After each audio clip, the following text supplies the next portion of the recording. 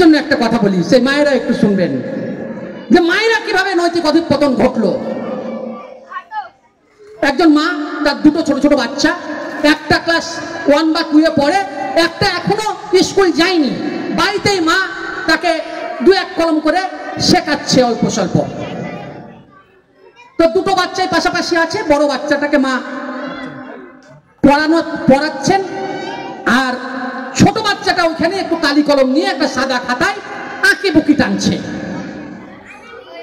এইরকম পরিস্থিতিতে হঠাৎই সন্ধ্যার সময়, সন্ধ্যা কাছে এসেছে, মায়ের মনে হয়েছে যে শ্বশুর মশাইয়ের খাওয়ার সময় হয়েছে।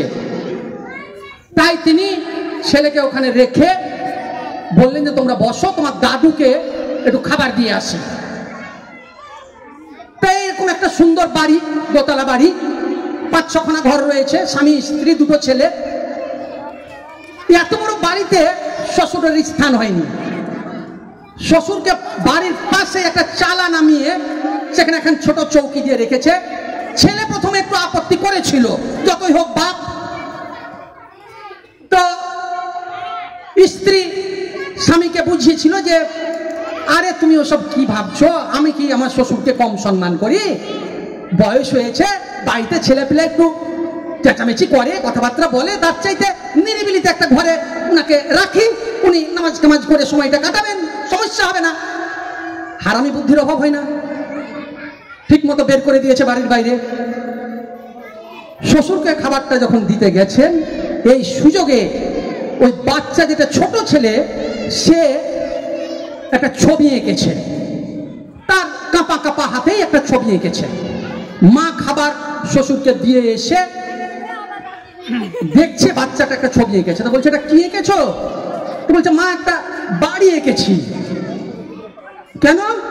নাই যেমন আমার বাবার এই সুন্দর বাড়ি আছে, তো আম্মু বড় হয়ে আমারও তো বিয়ে শাদী হবে, ঘর সংসার হবে, তা আমারও এরকম একটা বাড়ি হবে। বাড়ির পাশে যে বাড়িটা এঁকেছে তার পাশেই একদম গা সাঁটিয়ে একটা ছোট্ট চতুর্ভুজ এঁকেছে। তো মা বলছে তা তো বুঝলাম বাড়িটা এঁকেছো, তো চতুর্ভুজটা কি দরকার, এখানে এটা কি করতে এঁকেছো? তখন মাকে বলল, মা তুমি আর বাবা মিলে যেমন দাদুকে একটা ছোট্ট বাইরে ঘর করে দিয়েছো, আমার বউ নিশ্চয় তোমরাকে বাড়ির ভেতর রাখবে না, সেও নিশ্চয় চাইবে তোমরা বাড়ির বাইরে থাকো, তাই তোমাদের জন্য ওই ঘরটা করেছি। মার অন্তর কেঁপে উঠলো। মা বুঝলো যে আমি আমার শ্বশুর শাশুড়ির সঙ্গে যে আচরণ করছি, আগামীতে সেই আচরণই আমার কাছে ফেরত আসবে। আপনারা যারা মায়েরা এখানে আছেন, সন্তানকে মানুষ করার জন্য কত কি করেন। শ্বশুর শাশুড়িকে বাইরের ঘরটা কে কে না দিয়ে এখনো ভেতরে রেখেছেন? কতজন এখনো শ্বশুর শাশুড়ির দেখাশোনা করেন? গল্পটা এই কারণে বললাম যে বাড়িতে যে আচরণ ওই বাচ্চা শিশু দেখবে, সে সেটাই শিখবে। মাকে সে দেখেছিল যে তার দাদুকে বাড়ির বাইরে রাখা হয়েছে, তাই তার মনে হয়েছে যে বয়স্ক লোককে বাড়ির ভেতরে জায়গা থাকলেও বোধহয় রাখতে হয় না, তাদের বাড়ির বাইরে রাখতে হয়। সাবধান হয়ে যেতে হবে আমাদের। আমরা বাড়িতে যে কথা বলবো, আপনারা মায়েরা স্বামীর সঙ্গে যেভাবে কথা বলবেন, শ্বশুর শাশুড়ির সঙ্গে যেভাবে কথা বলবেন, বাচ্চাদের সঙ্গে যে কথা বলবেন, পাড়া প্রতিবেশীর সঙ্গে যেভাবে কথা বলবেন, আপনি সাবধান হয়ে যান। আপনার কথা আপনার এই ছোট শিশু অনুসরণ করছে, অনুকরণ করছে। আপনি শিশুকে শিক্ষা তো দিচ্ছেন, কিন্তু আপনি তাকে একটা আপনার অজান্তেই একটা অমানুষ তৈরি করে দিচ্ছেন।